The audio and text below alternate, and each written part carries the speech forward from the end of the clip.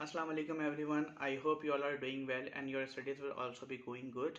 Today I am talking about class 9 maths model paper. जी हाँ, आज मैं क्लास 9 के मैथ के मॉडल पेपर के बारे में डिस्कस करूंगा। बहुत सारी क्वेरीज आ रही हैं कि सर इस साल जो है वो मैथ के मॉडल पेपर मुश्किल हो गया या उसमें बहुत ज़्यादा थ्योरम सेट कर दिए हैं।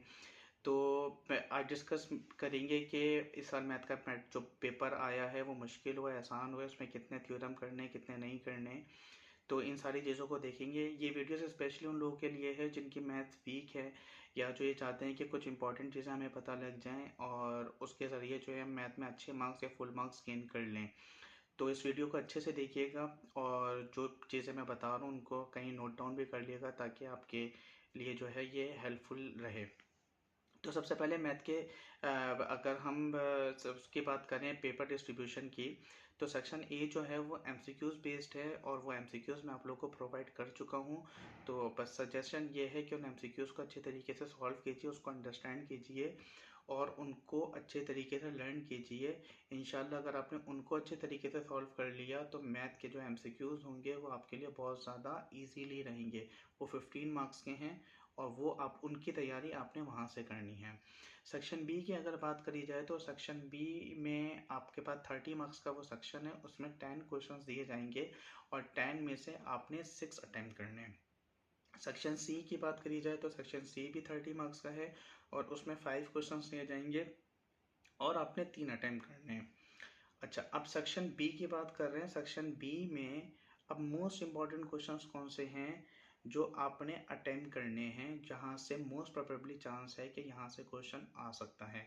एक क्वेश्चन तो आएगा कॉम्प्लेक्स नंबर से, एक्सरसाइज 1.6 से, क्वेश्चन नंबर 2, 3 और 4, जिसमें ए प्लस आयोटा बी की फॉर्म में आपने सिंप्लीफाई करना है या जिसमें लेफ्ट हैंड साइड को राइट हैंड साइड के बराबर लाना है। दो कॉम्प्लेक्स नंबर जिसमें दिए हुए होते हैं, आप देख लीजिएगा बुक में क्वेश्चन नंबर 2, 3 और 4 के पार्ट्स। एक क्वेश्चन वहाँ से कन्फर्मली आएगा।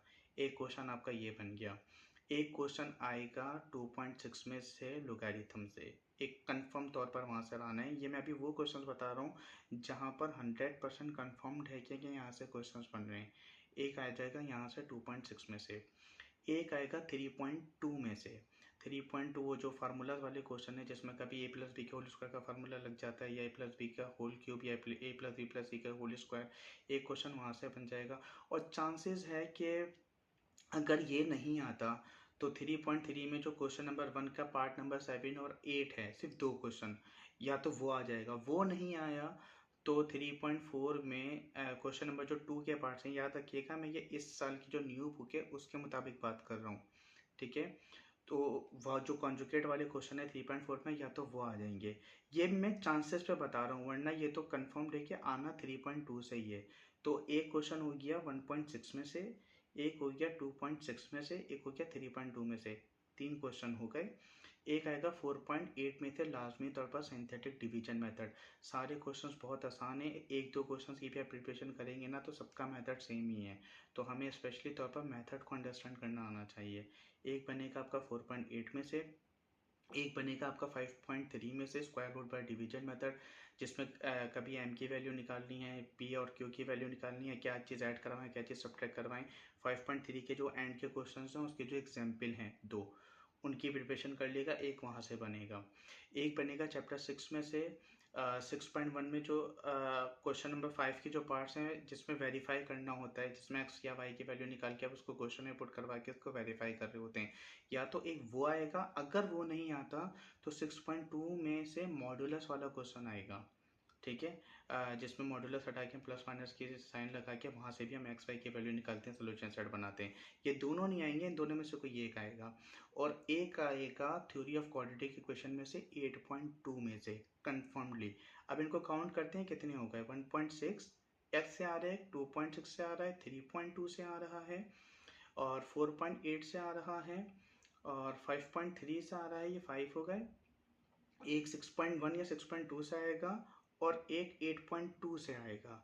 कितने हो गए, ये 7 क्वेश्चन हो गए। अटेम्प्ट कितने करने थे आपने, 6 अटेम्प्ट करने थे। अभी थ्योरम की बात ही नहीं करी हमने। तो इट्स मीन कि हम सेक्शन बी को विदाउट अटेम्प्टिंग एनी थ्योरम हम इजीली सॉल्व कर सकते हैं। ये 7 क्वेश्चन हो गए। बाकी के 3 कौन से, बाकी के 3 होंगे थ्योरम्स की। लेकिन अगर आप एक और क्वेश्चन बनवाना चाह रहे हैं तो आप 13.1 की भी प्रिपरेशन कर लिएगा। ये मैं एक्स्ट्रा बोल रहा हूँ, 13.1 बहुत ज़्यादा आसान है वो ज्योमेट्री, लेकिन ज्योमेट्री की सबसे आसान एक्सरसाइज उन्होंने ऐड करी है, जिसमें सिर्फ ट्राइंगल कंस्ट्रक्ट करनी है आपने, अगर प्रैक्टिस करी हुई होगी। कभी दो साइड दी हुई होती हैं, दो साइड या एक एंगल दिया हुआ होगा, या एक एंगल दो साइड दी हुई होंगी, या तीनों एंगल या तीनों साइड दी हुई होंगी, उसके ज़रिए आपने ट्राइंगल कंस्ट्रक्ट करनी है और उसकी कंस्ट्रक्शन लिखनी है। वो बहुत आसान एक्सरसाइज है। उस पूरी ज्योमेट्री में ज्योमेट्री की 3 एक्सरसाइजेज हैं, और जो मुश्किल एक्सरसाइजेस थी 13.2 और 3 वो तो उन्होंने मॉडल पेपर में दी ही नहीं। जो आसान एक्सरसाइज थी वो दी, और वो भी सेक्शन बी में दी। तो अगर आप 13.1 की प्रिपरेशन कर लेंगे तो आपके पास टोटल 8 क्वेश्चन हो जाएंगे। 8 में से भी आपने 8 के 8 नहीं करने, 6 करने हैं। तो ये बिल्कुल बहुत ज़्यादा शॉर्ट चीज़ें बता दी मैंने आपको, और इनको सिर्फ इनकी प्रैक्टिस करके आप सेक्शन बी को इजीली सॉल्व कर लेंगे विदाउट अटेम्प्टिंग एनी थ्योरम। ठीक है,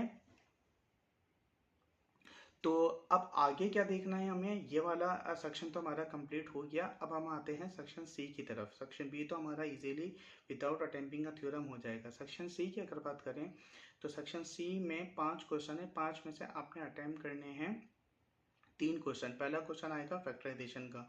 फैक्टराइजेशन में 6 पार्ट होंगे, 6 में से आपने 4 करने होंगे। फैक्टराइजेशन कहाँ से आएगी, 4.1 में से, 4.2 में से, 4.4 में से और 4.5 में से। इनके कौन कौन से इंपॉर्टेंट क्वेश्चन है ये मैंने टारगेट पेपर में आपको जो है वो शेयर कर दिए हैं, वहाँ से उनकी प्रैक्टिस कर लेगा। ये क्वेश्चन बहुत ज़्यादा आसान होगा, इसकी आप इजीली प्रैक्टिस कर लीजिएगा। फिर पहला क्वेश्चन हो गया। फिर हम आ जाते हैं ग्राफ पर। दूसरा क्वेश्चन आएगा ग्राफ का, एक्सरसाइज चैप्टर नंबर 7.3 में क्वेश्चन नंबर 5 के जो पार्ट्स हैं वहाँ से आएगा। और ग्राफ के क्वेश्चन भी सारे सेम पैटर्न पर ही हैं, सिर्फ पैटर्न समझना है आपने। तो वो भी अगर आप समझ लेंगे तो आपके लिए ग्राफ के क्वेश्चंस बहुत ज़्यादा इजी रहेंगे इंशाल्लाह। उसकी अच्छे तरीके से प्रिपरेशन कीजिएगा। तो एक हो गई फैक्टराइजेशन, एक हो गया ग्राफ, एक आएगा 16.2 में से डिस्टेंस फार्मूला। वो एक्सरसाइज भी बहुत ज़्यादा आसान है। उसमें या तो आप आइसोसेलेस ट्राइंगल प्रूफ करने के लिए आ जाएगी, या स्केलन ट्राइंगल, या राइट एंगल ट्राइंगल, या स्क्वायर, या पैरेललोग्राम, या रेक्टेंगल, इनमें से कोई भी चीज़ प्रूफ करने के लिए आ सकती है। सब में काम यही करना है, सिर्फ और सिर्फ डिस्टेंस फार्मूला लगाना है।